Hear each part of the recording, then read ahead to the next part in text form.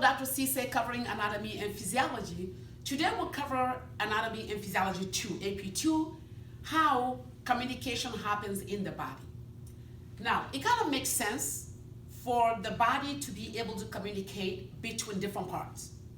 There are many ways communication can happen, but there are 4 main types of communication in the body.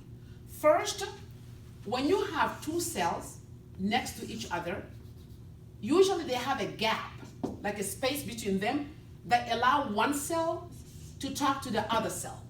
This communication is called gap junction. Gap junction. It's just a communication between 2 different cells. Then we have paracrine communication. Paracrine. What does that mean? It means a cell or a tissue secretes something around them that allow them to communicate between different parts of the body, like different tissue. It'll be very close. Instead of one cell to the next one, it'll be one tissue to the next tissue. That's going to be paracrine. Then we have communication between neurons. For example, hormones. Okay? So if you take a neuron like this, a neuron can secrete something on another neuron or another cell. This secretion will be a neurotransmitter. But if the same secretion comes from an organ like a gland, like an endocrine gland, that secretion will be called a hormone.